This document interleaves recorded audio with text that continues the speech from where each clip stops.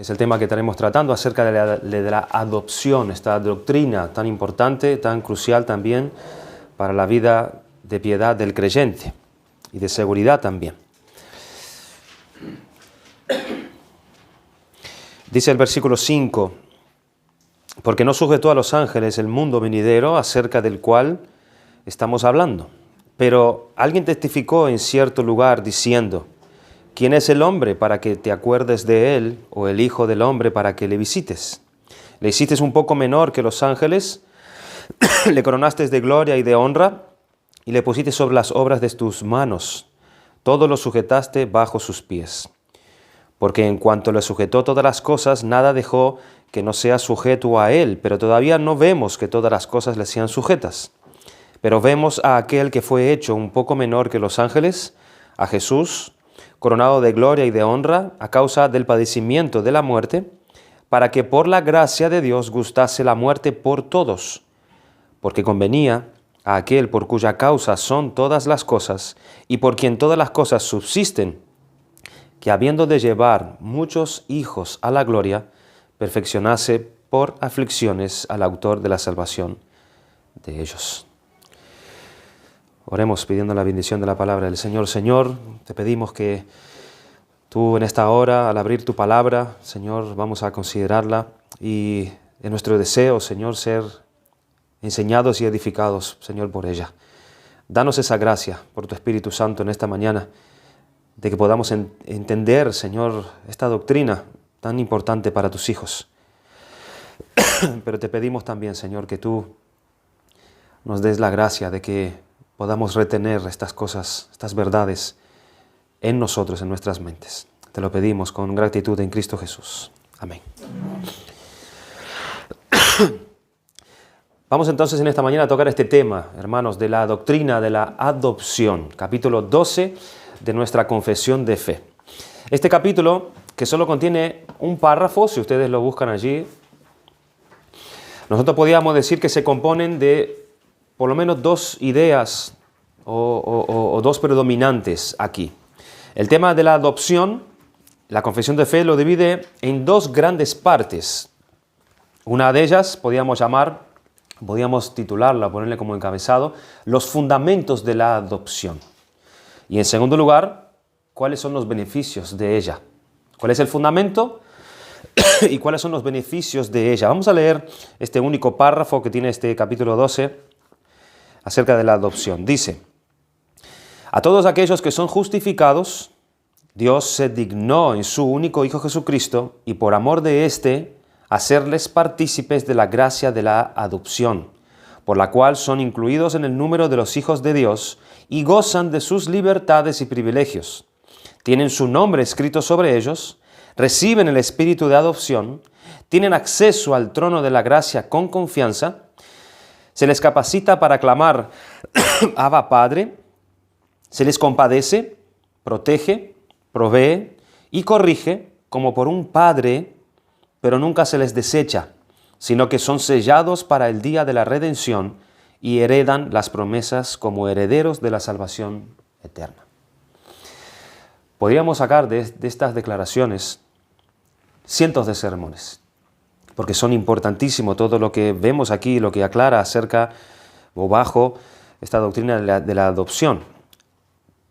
Por supuesto que no vamos a tocar cada una de estas cosas que menciona aquí como privilegios, sino que vamos a hacer algo general, ¿vale? Para que podamos tener un único estudio acerca de esta doctrina que bien conocemos bastante, pero que se nos puede aclarar algunos puntos importantes también en cuanto al fundamento y en cuanto a estos privilegios o estos beneficios que tienen aquellos que son incluidos en la familia de Dios. Tenemos que recordar que esta adopción es otro aspecto que abarca la salvación de Dios y que corresponde a esas cosas que se experimentan. ¿Se acuerda cuando dividimos en dos grandes partes la confesión de fe? Aquellas cosas que son para entender en relación a quién es Dios, en relación a lo que ha hecho Dios, en relación a la creación, en relación al carácter de Dios, pero luego vemos la religión experimental, donde empieza a tratar ya el tema de la salvación. Y esta doctrina entra dentro de esta de esta composición, de estas cosas que corresponden a lo que se experimenta, a cosas que ocurren, a cosas que son reales en y durante la vida de aquellos que son redimidos por Dios. Antes de comenzar a dar los fundamentos de esta doctrina, que es la adopción, me gustaría hacer al menos dos preguntas. Y la primera es, ¿son todos los hombres y mujeres hijos de Dios? ¿La Biblia enseña eso? ¿Son todos los hombres, los seres humanos, hijos de Dios? ¿Nacemos con esta condición? ¿Venimos al mundo siendo hijos de Dios? Es una pregunta. Y la segunda es, ¿qué significa o qué significado tiene esta expresión, hijo de Dios? Dios, en virtud de la creación, hizo al hombre y lo colocó en esa posición de hijo. En el tiempo cuando Dios hizo todas las cosas y creó el universo y creó la tierra, creó al hombre en un estado específico. En virtud de la creación, Dios hizo al hombre y lo colocó en esa posición de hijo, de modo que Adán es llamado hijo de Dios. Es lo que nosotros leemos en Lucas capítulo 3, cuando se nos describe esa genealogía de Jesucristo. En el versículo 23 dice, Jesús mismo al comenzar su ministerio era como de 30 años, y aquí empieza a describir la genealogía de Cristo, desde Cristo hasta Dios, o hasta Adán, antes de Dios. Y dice, Jesucristo de 30 años, hijo, según se creía, de José, hijo de Elí, hijo de Matat, hijo de Leví, hijo de Melquí, etc. Y así hasta llegar a Adán. Lucas relata la genealogía de Jesús desde precisamente él hasta Adán. Y llegando allí al final, la genealogía dice hijo de Sen, hijo de Noé, hijo de Lamec, hijo de Matusalén, hijo de Enoc, hijo de Jared, hijo de Mahalaleel, hijo de Cainán, hijo de Enos, hijo de Set, hijo de Adán, hijo de Dios. Allí hay una declaración, el cual Adán es llamado hijo de Dios. En virtud de la creación, Dios hizo al hombre y lo colocó en esa posición de hijo. De modo que Adán es llamado, como vemos en esta genealogía, hijo de Dios. ¿Y por qué esto era así? ¿Por qué esto era así? Esto era así porque Dios lo creó a su imagen y conforme a su semejanza. Por eso era así, por eso era llamado así. Eso significa estar en esa posición de hijo, ser hecho a la imagen y a la semejanza de Dios. En Génesis capítulo 5, versículo 1, nos narra, por ejemplo, la genealogía de Adán hasta Noé, y comienza diciendo, este es el libro de las generaciones de Adán, el día en que creó Dios al hombre, a semejanza de Dios lo hizo.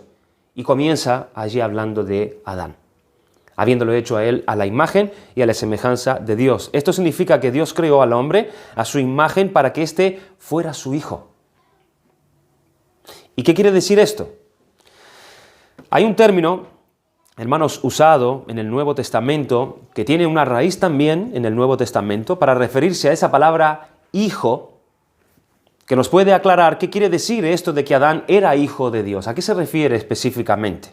Esa palabra en el griego es huios. Huios significa primariamente la relación de la descendencia con su progenitor. Primariamente el significado de esa palabra significa cuando uno es descendiente de su progenitor. ¿Cierto? Eso es lo principal. Este es mi hijo que me ha salido de mí, se pusiera a decir. Esta palabra se usa para esto. Es un hijo legítimo, salió de mí. Pero también se usa con frecuencia en sentido metafórico acerca de características morales preeminentes que tiene ese hijo, para referirse a aquellos que actúan de cierta manera, sea mala o sea buena. Sea mala, por ejemplo, vemos en Mateo capítulo 23, versículo 30, cuando Jesús tiene esa discusión con los fariseos y les dice, y decís, si hubiésemos vivido en los días de nuestros padres, no hubiéramos sido sus cómplices en la sangre de los profetas, versículo 31, así que dais testimonio contra vosotros mismos de que sois hijos de aquellos que mataron a los profetas. Esos no eran hijos directos de ellos, ¿verdad? Como vimos que es lo que dice esta palabra primariamente, pero al decir hijos, está diciendo que ellos metafóricamente tenían características morales como esos, ¿verdad? Vosotros sois hijos de aquellos que mataron a los profetas.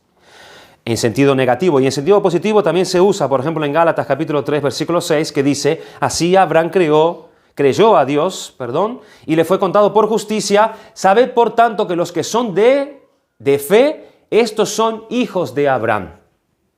No son hijos de Abraham directamente, pero son hijos de Abraham en el sentido de que tienen las características morales de este. Se usa también para aquellos que actúan de cierta manera, sea mala o sea buena, su actuación. Por ejemplo, en su carácter. Se usa para manifestar a aquellos que tienen un carácter semejante a otro, en el sentido malo. Por ejemplo, en Hechos 13, capítulo 13, versículo 10, dice, aquel momento donde Pablo está ante el procónsul Sergio Paulo, un varón que era prudente, dice, este llamando a Bernabé y a Saulo deseaba oír la palabra de Dios, pero le resistía Elimas, el mago, pues así se traduce su nombre, y procurando apartar de la fe al procónsul, entonces Saulo, que también es Pablo, lleno del Espíritu Santo, fijando en él los ojos, dijo, oh lleno de todo engaño y de toda maldad, hijo del diablo, enemigo de toda justicia. Él no era hijo del diablo, pero al decir esto, está usando esta palabra aquí, hios, está hablando que él tenía el carácter a quien se relaciona a este como su padre, ¿verdad? Se usa también para esos que manifiestan en cierto carácter, pero en el sentido también bueno. En Hechos capítulo 4, versículo 36, dice, entonces José, a quien los apóstoles pusieron por sobrenombre Bernabé, él no se llamaba Bernabé, su nombre era José, pero le pusieron el apodo. ¿Y por qué le pusieron ese apodo? Que traducido es hijo de consolación. Ese carácter consolador que tenía Bernabé le hizo a que los apóstoles le pusieran este apodo. Él era un hijo de consolación, o sea que su carácter derivaba de la consolación. Se usa también esta palabra para manifestar el destino que se corresponde con el carácter. El destino de una persona que corresponde con su carácter. Y vemos también las dos facetas. Lo malo, Mateo capítulo 23, versículo 15, dice, ay de vosotros, escribas y fariseos, hipócritas, porque recorréis mar y tierra para ser un prosélito, y una vez hecho le hacéis 2 veces más hijo del infierno que vosotros. También se usaba esta palabra para manifestar el destino que le corresponde al carácter según el carácter de una persona, en el sentido bueno. Lucas 20, 36. Entonces respondiendo Jesús le dijo, los hijos de este siglo se casan y se dan en casamiento, mas los que fueron tenidos por dignos de alcanzar aquel siglos y la resurrección de entre los muertos, ni se casan ni se dan en casamiento porque no pueden ya más morir, pues son iguales a los ángeles y son hijos de Dios al ser hijos de la resurrección. Son hijos de la resurrección por cuanto el destino de ellos ya está marcado, ya está designado, según su carácter. En cuanto a características morales, se usan las frases siguientes: hijos de Dios, hijos de luz, hijos del día, hijos de paz, hijos de este siglo, hijos de desobediencia, hijos del malo o hijos del diablo o hijos de perdición. ¿Ven cómo esta palabra es usada allí para manifestar un carácter moral según va acompañada esta palabra? Esta palabra entonces, huios, que se usa para hijo, se relaciona, hermanos, íntimamente con el carácter moral, con su destino eterno, con la relación que éste tiene con su progenitor y cómo éste lo representa en todo su vivir. Nosotros solemos decir, de tal palo, tal astilla, ¿verdad? ¿Cuándo hacemos eso? Cuando nosotros vemos que un hijo es muy similar a su padre. Si el tronco es un roble, porque aquí habla de madera, si un tronco es un roble, su astilla también será de ese roble. Si el tronco es un pino, entonces la astilla será de pino. Si el tronco es roble, no puede ser otra astilla. La astilla es del mismo tronco, de tal palo, tal astilla, es decir, de tal padre, tal hijo.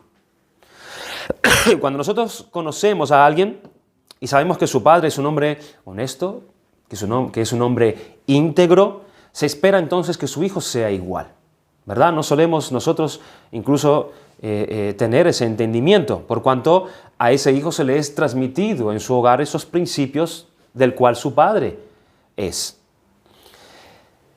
Pero también Cuando conocemos a alguien y sabemos que su padre es un hombre mentiroso, un hombre estafador, un hombre engañador, probablemente nosotros esperemos, al conocer a su hijo y saber quién es su padre, qué clase de hijo es este, porque seguramente a él también se le ha transmitido estos principios malos que él ha vivido y mamado en su casa. Cuando la palabra de Dios dice que Adán era hijo de Dios, volvemos allí al principio, hecho a su imagen y semejanza, precisamente a esto se refiere. A esto se refiere. Adán manifestaba el carácter de Dios en toda su vida. Y Adán reflejaba ese carácter moral de Dios en todo el andar y el comportamiento de él. Él manifestaba las virtudes del carácter de Dios y era como Dios por ser hijo de Dios. Y era llamado hijo de Dios precisamente por esto. La palabra imagen, cuando dice que él fue creado a la imagen de Dios, es traducida esa palabra como logo. Es la palabra imagen. Y esa palabra la conocemos nosotros también hoy. ¿Qué es un logo? Tú tienes una empresa y esa empresa dibuja un logo. No dice nada, pero es un logo. Y tú cada vez que miras ese logo, tú ya vas a saber de qué está hablando ese logo. ¿A quién representa ese logo? Representa a tal empresa que fabrica tal cosa y es de tal manera. Ese logo está haciendo esa función. Que cuando tú la veas, sabes de qué está hablando ese logo, sin decir nada. Esto es lo que significa que Adán fue hecho a la imagen de Dios. Con ver a Adán, ya todo el mundo tendría que saber a quién él representaba, al carácter de quién él representaba. Y eso era suficiente. Pero como sabemos, hermanos, la Biblia lo testifica también, y ya lo hemos visto en capítulos anteriores acerca de la condición caída del hombre, Adán pecó contra Dios. Adán pecó contra Dios y ha perdido esa posición de hijo de Dios. El pecado ha corrompido el ser de Adán, el pecado ha transformado a Adán en otra criatura. Adán ya no representaba bien el carácter del que era su padre. Adán perdió la relación que tenía con Dios y dejó de ser reconocido por Dios como su hijo. Eso es muy importante. Adán, al caer de la posición que él tenía, él es destituido de la presencia de la gloria de Dios y Dios ya no lo reconocía como su hijo, por cuanto él ya no representaba el carácter moral de Dios. Ya no podía. Él se transformó, el pecado transformó el carácter de él en su totalidad. Él perdió esa relación con Dios. Dios ya no lo reconoció como su hijo. Y eso fue terrible. Fue terrible que le haya pasado eso a Adán. Adán perdió todos los privilegios por ser un hijo de Dios. Todos los ha perdido. Absolutamente todos.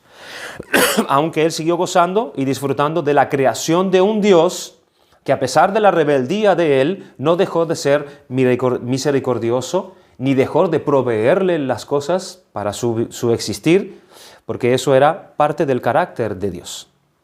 Pero él lo perdió todo, esa relación de padre e hijo lo perdió totalmente.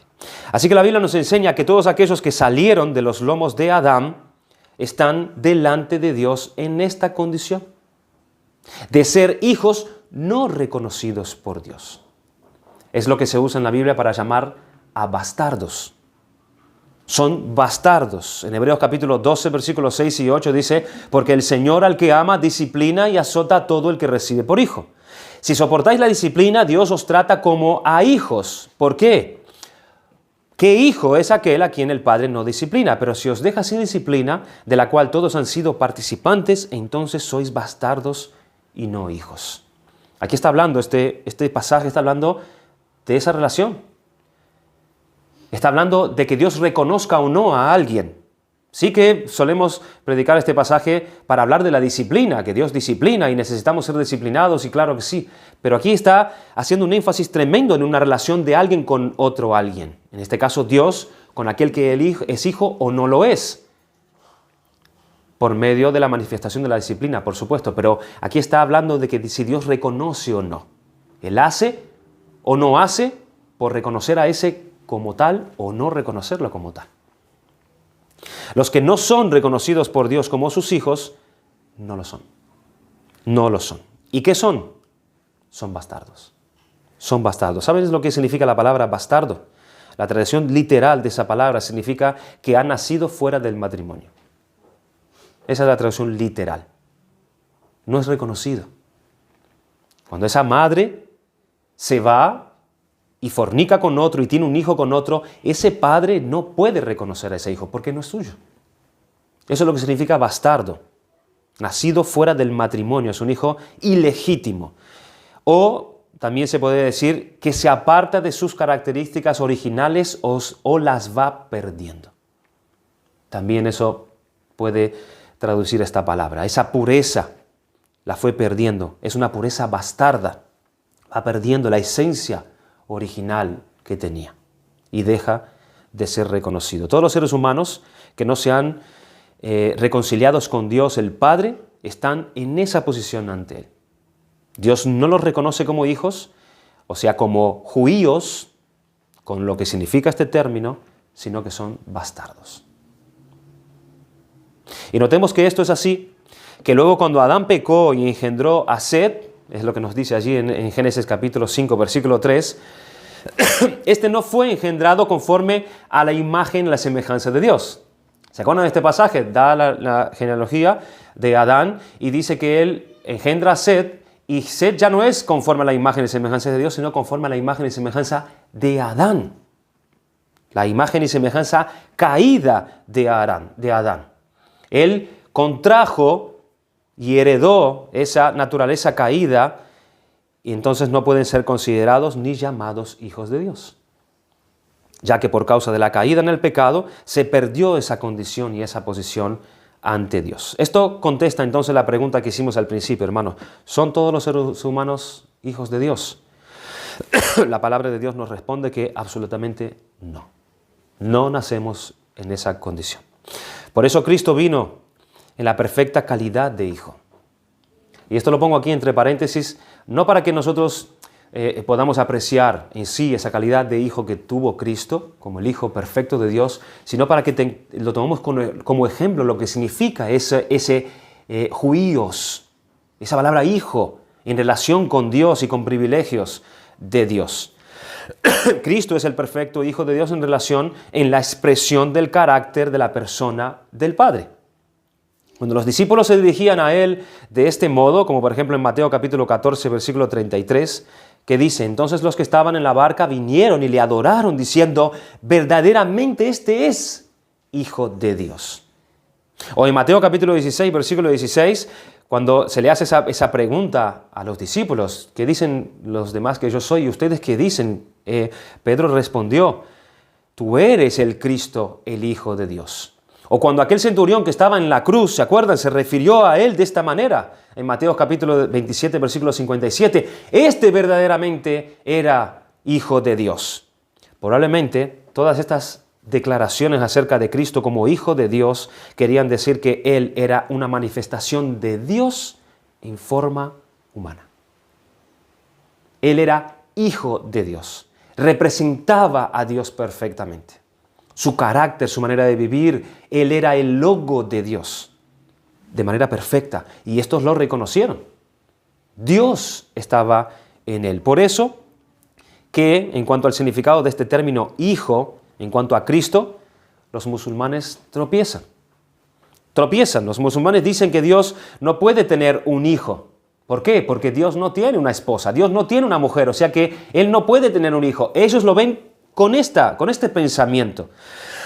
Pero al llamarlo hijo, tanto a Cristo como a Adán en el Edén, se refiere a semejanza. Se refiere a de tal palo, tal astilla. Que Él es como, que Él es la imagen. Por eso los fariseos se escandalizaban también, porque se hacía llamar Hijo de Dios. Y ellos entendían muy bien el significado de lo que Cristo estaba queriendo decir, porque se hacía igual a Dios, pero también tropezaban. Tropezaban en este nombre, en esta declaración.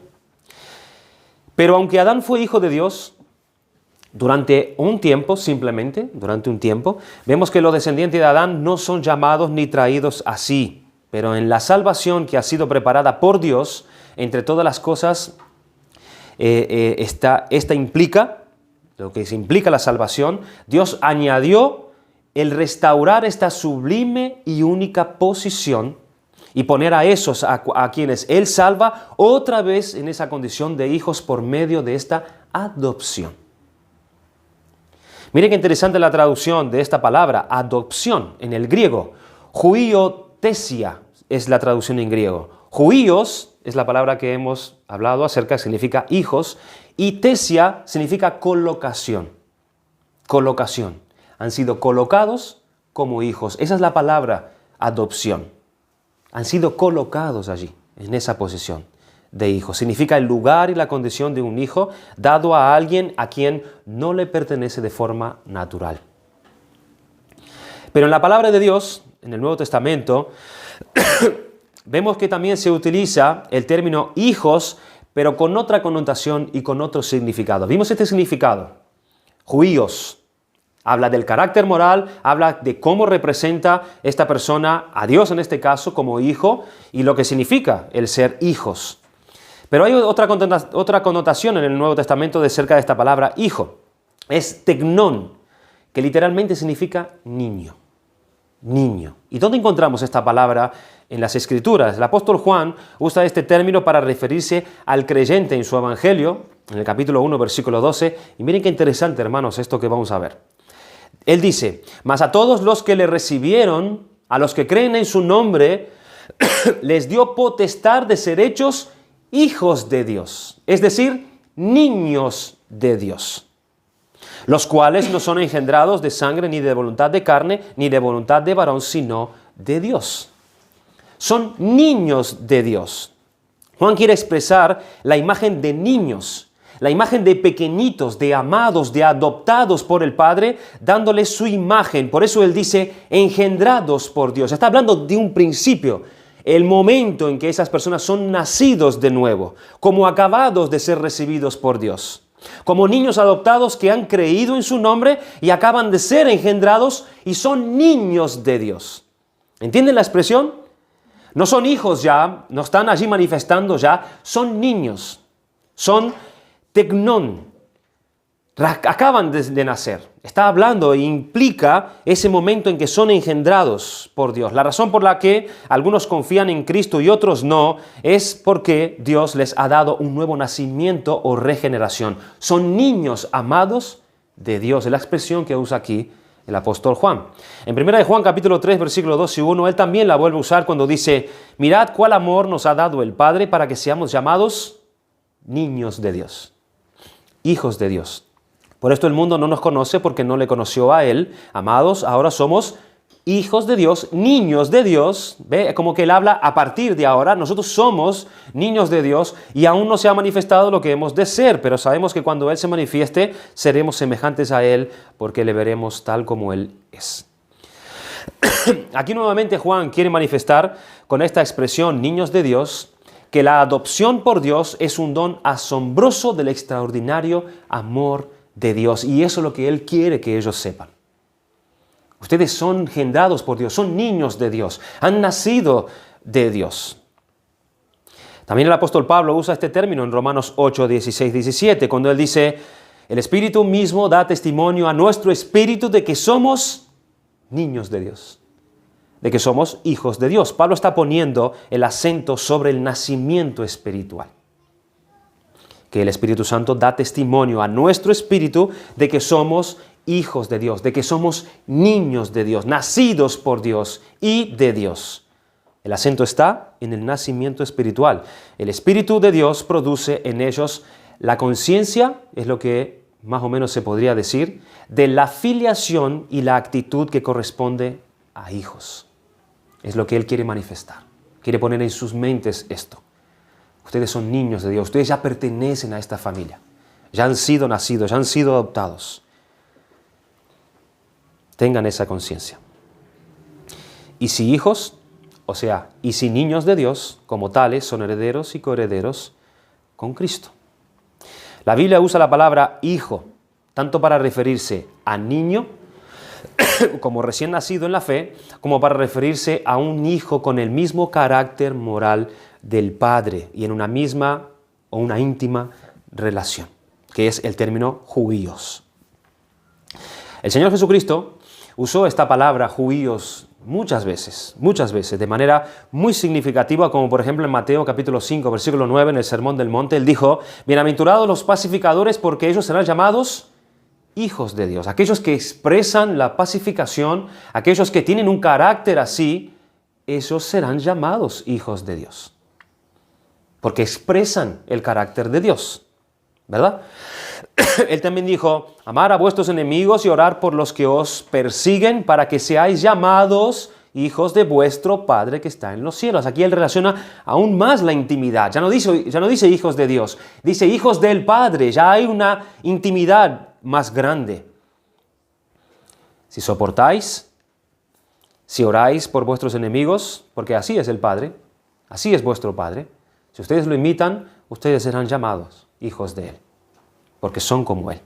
Los discípulos debían hacer estas cosas, hermanos, no con el fin de que ellos pudieran llegar a ser niños, llegaran a ser nacidos por Dios o engendrados por el Padre, sino que siendo ya niños, es que cuando ya somos niños, habiendo nacido, ellos pudieran hacer esto o este hecho patente en su carácter, llegando así a ser hijos o judíos de Dios. ¿Se entiende?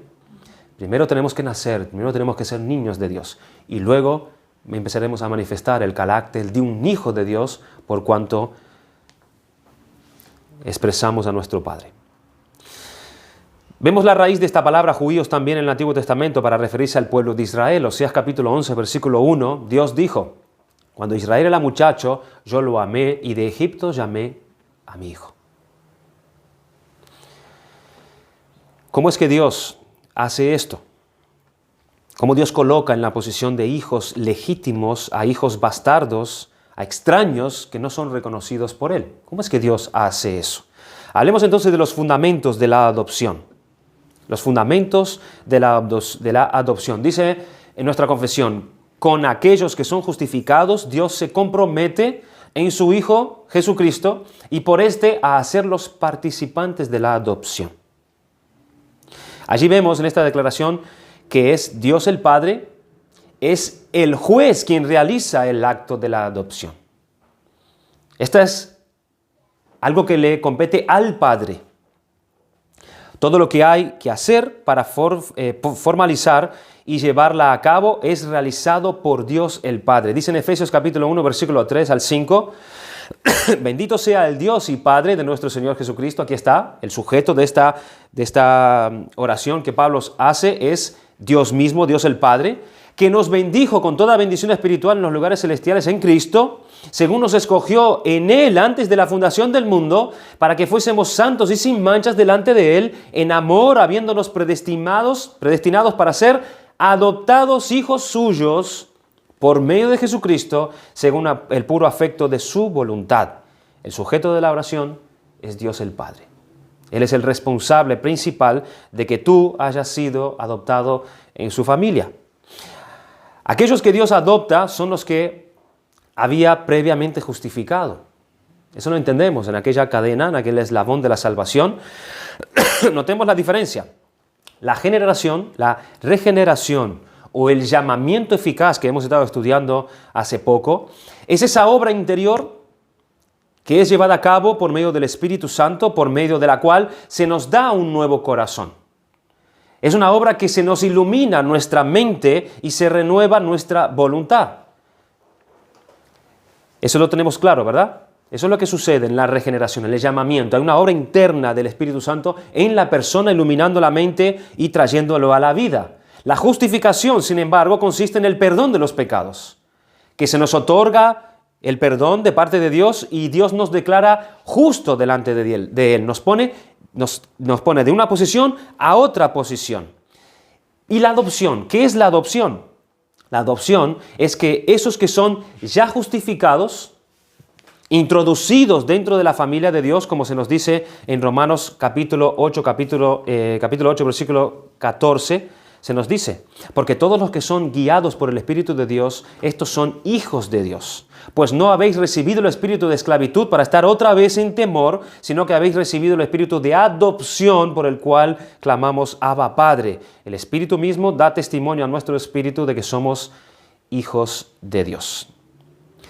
Es como que se van pasando de una posición a otra posición. De culpables a la posición de justos.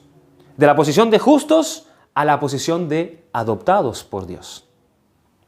La adopción es una posición en la cual Dios el Padre nos coloca allí. Hermanos, ¿cuál es el fundamento de esta adopción? ¿Cuál es la base con qué o quién nosotros o por quién nosotros recibimos esto de la adopción? La base sobre la cual Dios adopta a los que justifica está solamente en Cristo. Y esto es una obviedad siempre, hermanos. Todo lo que nosotros recibimos, todo lo que se nos ha sido otorgados por ser salvados, es por Cristo. Todo lo es por Cristo. La adopción también lo es. Efesios capítulo 1, versículo 5, mira que claro. En amor, habiéndonos predestinados para ser adoptados hijos suyos por medio de Jesucristo según el puro afecto de su voluntad. Gálatas 4:4, pero cuando vino el cumplimiento del tiempo, Dios envió a su Hijo, nacido de mujer y nacido bajo la ley, ¿para qué? Para que redimiese a los que estaban bajo la ley, a fin de que recibiésemos la adopción de hijos. Y por cuanto sois hijos, Dios envió a vuestros corazones el Espíritu de su Hijo, el cual clama, Abba Padre, así que ya no eres esclavo, sino hijo, y si hijo, también heredero de Dios por medio de Cristo. Cristo es la base de nuestra adopción. Miramos ahora brevemente los beneficios de esta adopción. Y este es el contenido del resto del párrafo, ¿sí? Por ejemplo, la incorporación de estos en la familia de Dios. Eso lo dijimos ya, pero ¿qué es lo que significa esto? Que nosotros seamos incorporados a la familia de Dios. Dice en Juan, capítulo 1, versículo 12, mas a todos los que le recibieron, a los que creen en su nombre, les dio potestad, miren esta palabra, de ser hechos hijos de Dios. ¿Qué significa eso?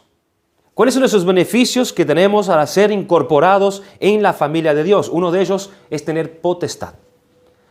Hemos tenido potestad, es decir, además de darles el derecho Dios a ellos de ser, de pertenecer, sino una posición de dominio y una posición de señorío, como la que fue puesto al principio de la creación en Adán. En Génesis capítulo 1, versículo 28 dice, y los bendijo Dios y les dijo, fructificad y multiplicaos, llenad la tierra y sojuzgarla y señorear en los peces del mar, en las aves de los cielos. A Adán se le fue dada una posición de señor, de señorío, de potestad sobre ciertas cosas. Ahora, los que son hijos o los que son hechos hijos de Dios, se les pone también ahora en una posición de señorío. Es lo que nos dice, la luz que se nos da en 1 Corintios 3:22, cuando dice, así que ninguno se gloríe en los hombres, porque todo es vuestro. Todo es vuestro, dice Pablo, sea Apolo, sea Cefas, sea el mundo, sea la vida, sea la muerte, sea lo presente, sea lo porvenir, todo es vuestro y vosotros de Cristo y Cristo de Dios. Se nos ha dado, hermanos, la potestad de que todo sea nuestro porque nosotros hemos sido adoptados en la familia de Dios. Al usar la expresión todo, Pablo incluye el ministerio también de los que predican porque es para nosotros, es nuestro, la enseñanza del Evangelio, y de esta manera les exhorta a darse cuenta de que el Señor les ha dado todo, espiritualmente hablando y materialmente hablando también. Pero fíjense qué interesante las 5 expresiones que él usa acá en decir que todo es vuestro, y él usa estas 3 expresiones. ¿Por qué? Él dice, él añade el mundo, la vida, la muerte, el presente y el futuro, el porvenir. ¿Por qué él añade estas cosas en sí mismo? Si él dice todo, ya está, no hace falta nombrar. Pero ¿por qué él añade específicamente estas 5 cosas? Hermanos, es porque estos 5 elementos son los últimos principios que tiranizan la existencia humana. Estos 5. El ser humano vive una larga vida esclavizado a estas cosas. Vive esclavizado al mundo, como él dice, tengo aquí arriba, vive esclavizado a la vida, vive esclavizado a la muerte, vive esclavizado al presente y vive esclavizado al futuro. Pablo afirma que todo pertenece a los creyentes porque no son esclavos, sino dueño ahora de todas estas cosas. El Hijo de Dios, el adoptado por Dios, ahora Él es dueño del mundo. Él ya no está esclavizado en el mundo. Él es dueño de la vida eterna. Ya no es esclavo de esta vida. Él ya no está sujeto a la muerte. Él ya no es esclavo de la muerte, sino que ahora Él es dueño de la muerte por cuando Cristo venció la muerte.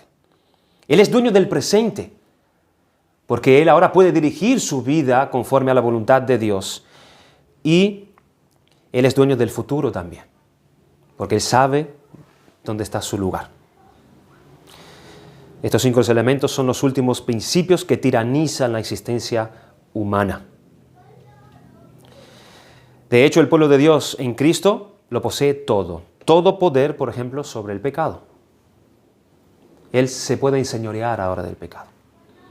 El pecado ya no es su amo. Todo es vuestro, dice Pablo. Ustedes tienen esta potestad. Todos los que son hechos hijos de Dios tienen potestad sobre estas cosas. Esas cosas que nosotros las sometemos para someterlas a Dios, por supuesto. Así que ya no eres esclavo, sino hijo, y si hijo, también heredero de Dios por medio de Cristo. Lo que son hechos hijos se les pone en una posición de señorío. El ser incorporado a la familia de Dios también implica un amor que les otorga un privilegio superior y único. Antes no había. Ahora esto tiene existencia. Primera de Juan 3:1, mirad cuál amor nos ha dado el Padre para que seamos llamados hijos de Dios. Juan comienza esta oración con una orden. Él dice, mirad. Es una orden. Es como que le está llamando la atención a esto que él va a decir. Mirad. Él quiere que los lectores observen las manifestaciones del amor del Padre como algo que es importantísimo. Mirad con cuán amor nos ha amado el Padre. Los lectores debían captar el tipo de amor que el Padre da a los que son ahora sus hijos. Ese amor es muy grande y la palabra griega se traduce en un gran amor. ¿O qué clase de amor? O allí en Juan 3:16, de tal manera nos ha amado Dios. Está hablando de qué tipo de amor y qué grande amor es este. O sea que ese es uno de los privilegios de lo que son introducidos en la familia de Dios, de que Dios ahora nos ame de manera especial. El ser incorporado en la familia de Dios también implica que Dios les otorga el mismo Espíritu de Cristo. En Gálatas capítulo 4, versículo 5 dice, y por cuanto sois hijos, Dios envió a vuestro corazón el Espíritu de su Hijo, el cual clama, Abba, Padre. Es un Espíritu que ahora nos lleva a tener una relación comunicativa con Dios. Él nos lleva a que podamos ahora hablar con Dios en oración.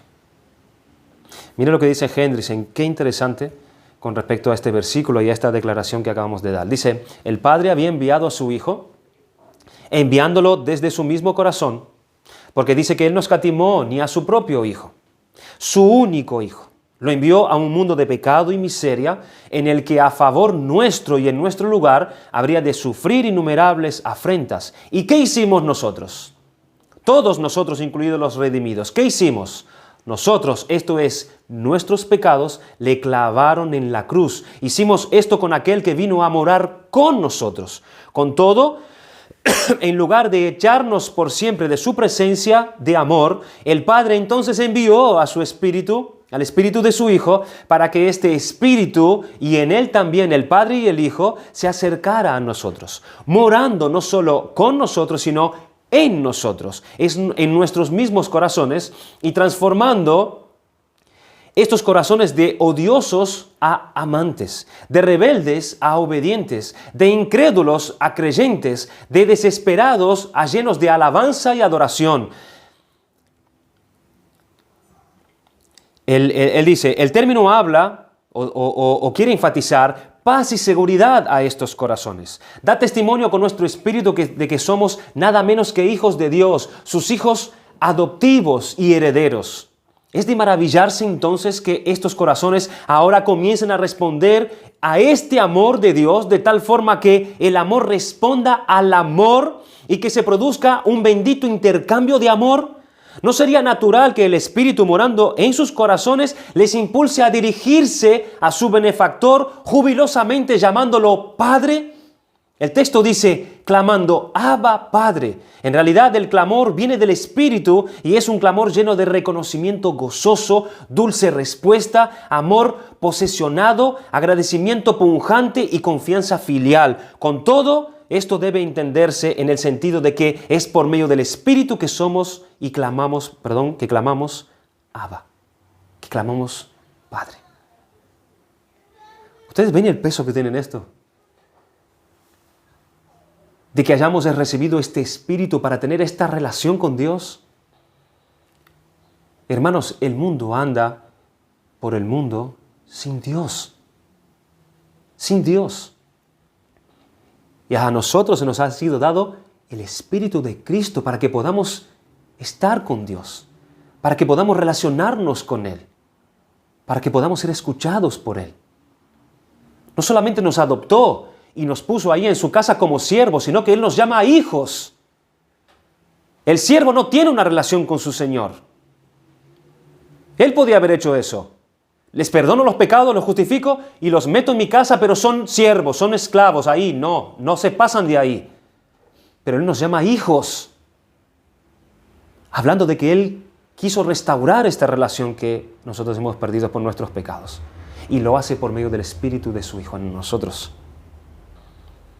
El espíritu de adopción. Es el espíritu de adopción para que podamos llamar y entrar delante de Dios con la confianza especial de los que son hijos, lo cual es una certidumbre que brota del corazón y proviene directamente del Espíritu Santo, como esa que fluye de todo hijo hacia su Padre, pero que no tiene hacia Él el que no lo es. El que no lo es no puede tener esto. No puede.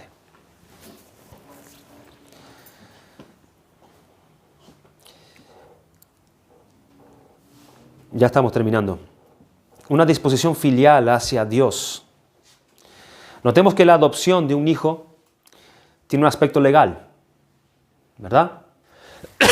Hay que hacer trámites. Hay que ir a un juzgado. Eso es lo que se hace cuando uno quiere adoptar un hijo que no es legítimo suyo.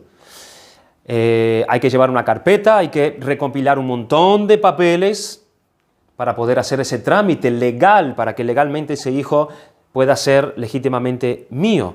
Y es Dios mismo, hermanos, que toma todos esos datos. Es Dios mismo que toma esta carpeta nuestra, esa carpeta que incluso era contraria a nosotros, se dirige a su propio tribunal y legalmente Él lo arregla todo. Él lo arregla todo. Por un lado, la adopción de un hijo tiene el aspecto legal, pero Dios como juez arregla todo para que legalmente esos a los que justifica les sea otorgada la adopción. Gálatas capítulo 4, versículo 4 leímos eso.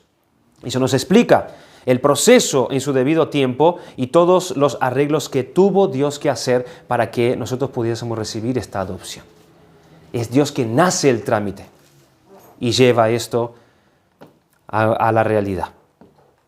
Estos tienen el especial trato de Dios por el cual son protegidos. Esta es la serie de condiciones o beneficios que nos dice la confesión. Pasamos a ser protegidos por Dios. Antes éramos enemigos de Él. Ahora pasamos a ser protegidos por Él. Proverbios capítulo 14, versículo 26 dice, en el temor de Jehová está la fuerte confianza y esperanza tendrán sus hijos. Recibimos el cuidado, recibimos la guía, pero también recibimos la disciplina de Dios. Ya habéis olvidado la exhortación que como a hijos se os dirige, diciendo, Hijo mío, no menosprecies la disciplina del Señor, ni desmayes cuando eres reprendido por Él. Es un beneficio que ahora podamos ser reprendidos y disciplinados y corregidos por Dios. Es un trato que solamente tienen los hijos. Dicen que estos nunca serán desechados, sino sellados para el día de la redención, nos dice la confesión. Efesios 1:13, en Él también vosotros, habiendo oído la palabra de verdad, el evangelio de vuestra salvación, y habiendo creído en Él, fuisteis sellados con el Espíritu Santo de la promesa. Es la garantía o una parte de lo que nosotros recibiremos en el día de nuestra glorificación. Dice que nunca serán desechados, sino que son sellados hasta el día de la redención.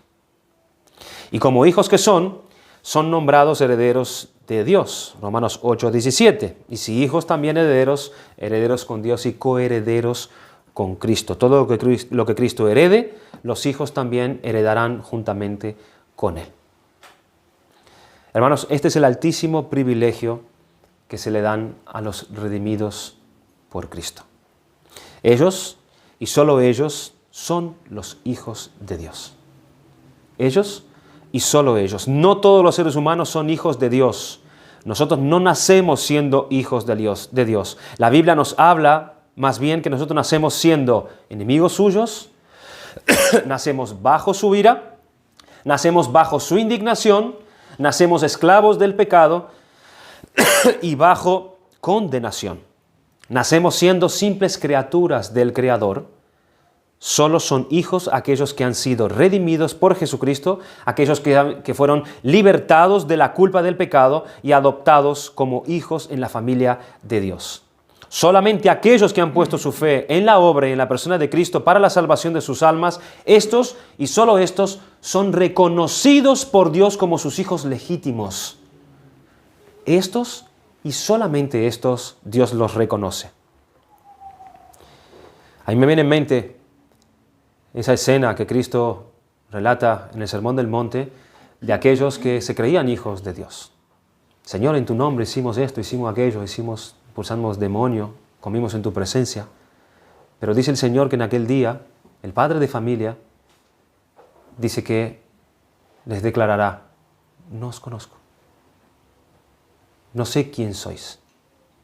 No los reconozco, no son mis hijos, no los conozco. Ese será un día terrible para aquellos que viven en este mundo engañados, que tienen una relación con Dios, que han sido recibidos por Dios, pero ellos nunca se han arrepentido de sus pecados y Dios no los tiene en cuenta, son bastardos. Pero los hijos disfrutarán de la mayor proximidad de Dios, experimentando el amor, el cuidado, la protección, la guía, la disciplina, la corrección de Dios como Padre. Hagamos un esquema, hermanos, rápido, ya terminamos, para que nos ayude a retener esto que hemos visto y cómo nos da paso luego para que podamos considerar el aspecto de la santificación, que es el capítulo siguiente. En este juicio por el que pasa ese que es llamado por Dios, recuerden la mente que tenemos ahí en el tribunal, hay un juicio, hay un acusado, el banquillo como culpable delante de Dios está esa persona, pero esa persona es justificada gratuitamente por el juez, ese juez es Dios, y antes que salga de ese juicio, Dios mismo, el juez justo, lo declara y lo justifica, lo declara justo, y luego lo adopta como su hijo. No lo deja libre, lo adopta como su hijo, y de ahí sale y es puesto en el camino de la santificación, del cual ya no se saldrá sino hasta que deje este mundo. De manera que todo lo que hace y vive ese que fue justificado y adoptado está dentro de esa operación llamada, como veremos en el próximo estudio, en la santificación. En cambio, como hemos ya mencionado, el incrédulo, todo aquel que vive en este mundo en esta condición de bastardo, aquel que no pasa a sentarse aquí en el banquillo de los acusados, porque primeramente tiene que suceder eso. Esa persona tiene que pasar al banquillo de los acusados, para que ahí y desde ahí Dios el juez lo justifique. Pero el mundo no quiere ir a sentarse en ese banquillo. No quiere recibir la acusación de Dios en cuanto a su condición de culpabilidad. Viven sin acudir a ese tribunal. Ellos recibieron la certificación. Usted tiene que presentarse al tal tribunal a tal hora porque será juzgado de un delito. Ellos no se presentan allí. Y por cuanto no se presentan, ellos siguen siendo culpables.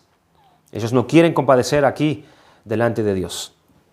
Irá después de la muerte, estas personas, al juicio final, al gran trono blanco, pero ahí Dios ya no justificará a nadie.